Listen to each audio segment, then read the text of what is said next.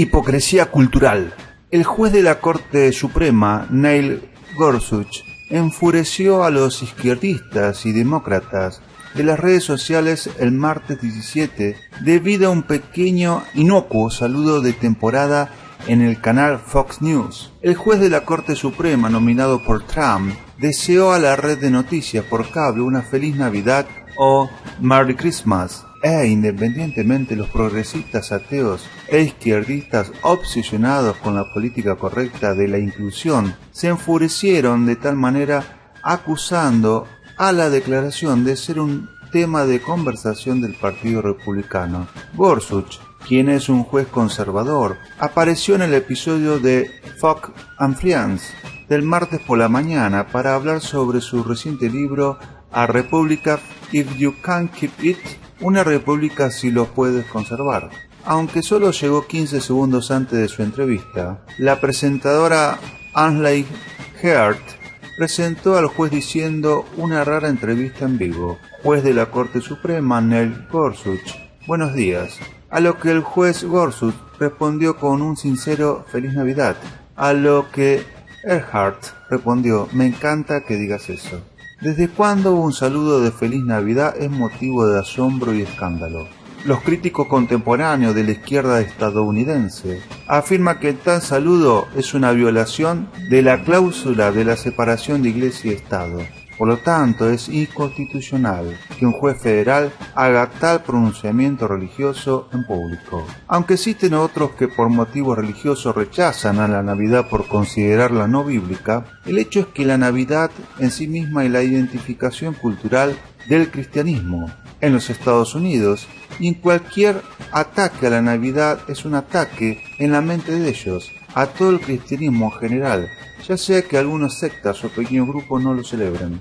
De manera que en este contexto cultural y político es necesario poner este tema en perspectiva y preguntarse, ¿es cierto que cuando un juez dice Feliz Navidad está violando la Constitución de los Estados Unidos? Es más, la pregunta tendría que hacerse hacia los mismos fundamentos de los orígenes de esta nación y preguntarse, ¿es el cristianismo en la misma fibra de los Estados Unidos? La respuesta a esta última pregunta es un rotundo sí. Veamos la evidencia histórica en cuanto a los que los jueces y magistrados pensaban del cristianismo y su relación a la fundación de esta nación.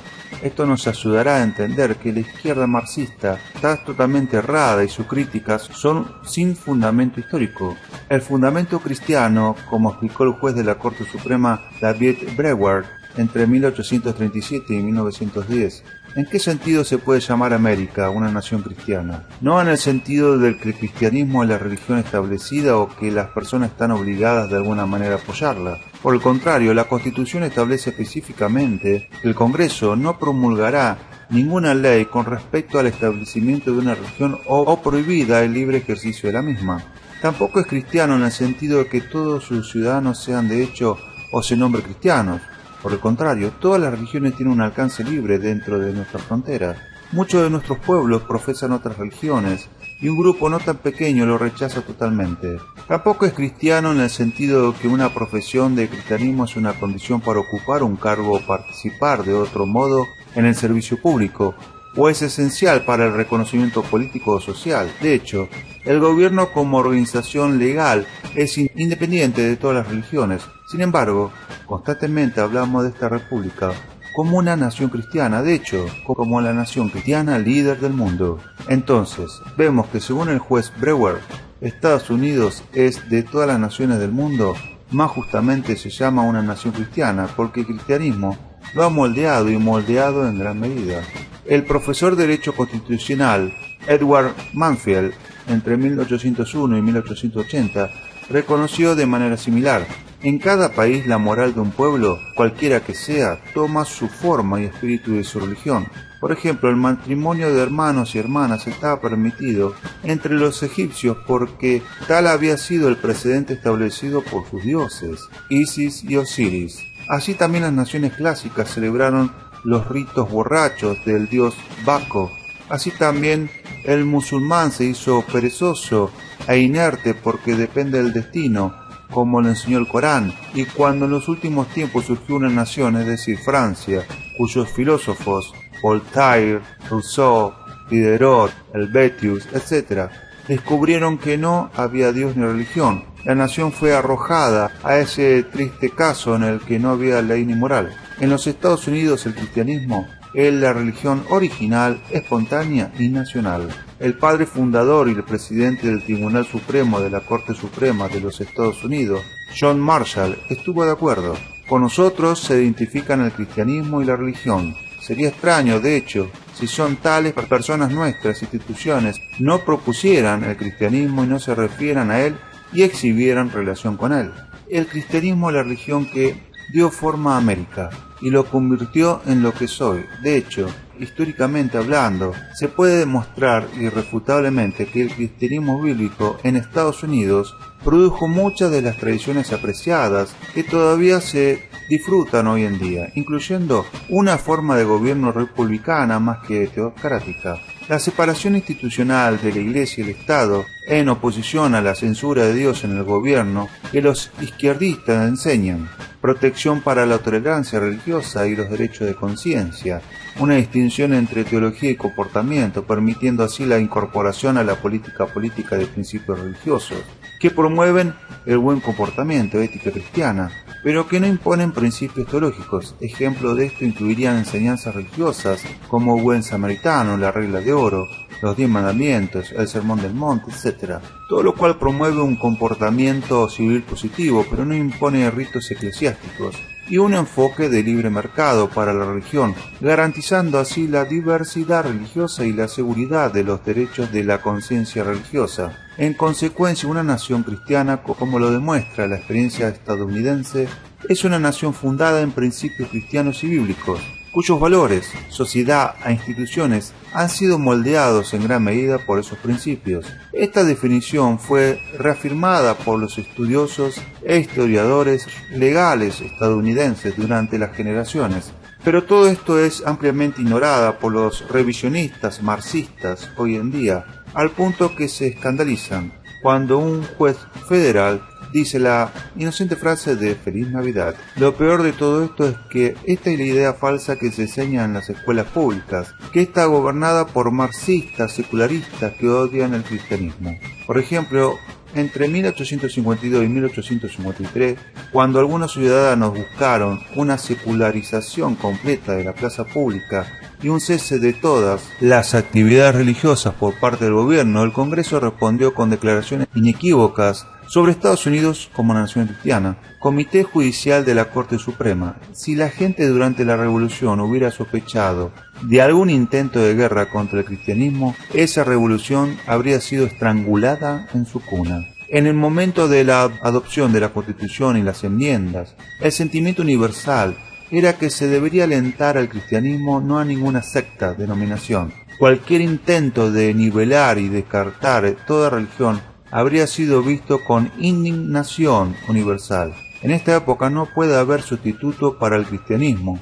Es, en sus principios generales, es el gran elemento conservador en el que debemos confiar para la pureza y la permanencia de las instituciones libres. Comité Judicial del Senado. Somos cristianos no porque la ley lo exija, no para obtener beneficios exclusivos o para evitar discapacidades legales, sino por elección y educación, y en una tierra así universalmente cristiana, ¿qué se puede esperar? ¿Qué se desea? Pero que tengamos en cuenta el cristianismo. En 1856 la Cámara de Representantes también declaró: el gran elemento vital y conservador en nuestro sistema es la creencia de nuestro pueblo en las doctrinas puras y las verdades divinas del Evangelio de Jesucristo. El juez James Story, entre 1779 y 1845, fue nombrado a la corte por el presidente James Madison. Story es considerado el fundador de la Facultad de Derecho de Harvard y es autor de los comentarios clásicos de 3 volúmenes sobre la Constitución de los Estados Unidos en 1833. En sus 34 años en la corte, Story escribió opiniones en 286 casos, de los cuales 269 fueron reportados como la opinión mayoritaria a la opinión de la corte, y sus numerosas contribuciones a la ley estadounidense han hecho que se le llame padre de la jurisprudencia estadounidense. Juez Story declaró abiertamente: una de las bellezas de nuestra jurisprudencia municipal es que el cristianismo es parte del derecho consuetudinario. Nunca ha habido un periodo en el que la ley común no reconociera al cristianismo como su fundamento. Realmente creo que el cristianismo es necesario para el apoyo de la sociedad civil. Su conclusión sobre América y el cristianismo fue directa. En nuestra república parecería haber una peculiaridad en ver a la religión cristiana como la gran base sobre la cual debe descansar para su apoyo y permanencia. El juez Andrew Jackson nombró al juez John McClean entre 1785 y 1861 por la Corte. McClean sirvió en el Congreso de los Estados Unidos como juez en la Corte Suprema de Ohio y luego ocupó cargo en el gabinete bajo 2 presidentes de los Estados Unidos. Su punto de vista sobre la importancia del cristianismo para el gobierno estadounidense y sus instituciones fue inequívoca. Durante muchos años, mi esperanza en la perpetuidad de nuestras instituciones se han basado en la moral bíblica y la difusión general de los principios cristianos. Este es un elemento que no existía en las antiguas repúblicas. Es una base sobre la cual los gobiernos libres pueden mantenerse en todo momento. El gobierno libre no es una máquina autónoma. Nuestra misión de libertad no se lleva a cabo por la fuerza bruta, por la ley canónica o cualquier otra ley, excepto la ley moral y los principios cristianos que se encuentran en las Escrituras. Al principio ya se mencionó al juez David Brewer entre 1837 y 1910, nombrado a la corte por el presidente Benjamin Harrison. Brewer tuvo varios jueces en Kansas y sirvió en un tribunal de circuito federal antes de su nombramiento en la Corte Suprema. Además de sus declaraciones ya señaladas, el juez Brewer también declaró: constantemente hablamos de esta república como una nación cristiana, de hecho como la principal nación cristiana del mundo. Brewer luego relató los tipos de descripciones aplicadas a las naciones. Clasificamos las naciones de varias maneras, como por ejemplo por su forma de gobierno. Uno es un reino, otro un imperio y otro más una república. También por raza. Gran Bretaña es una nación anglosajona, Francia un Galia, Alemania un teutón, Rusia un eslavo. Y otra vez, por religión. Una es una nación maometana, otras son paganas y otras son naciones cristianas. Esta república está clasificada entre las naciones cristianas del mundo.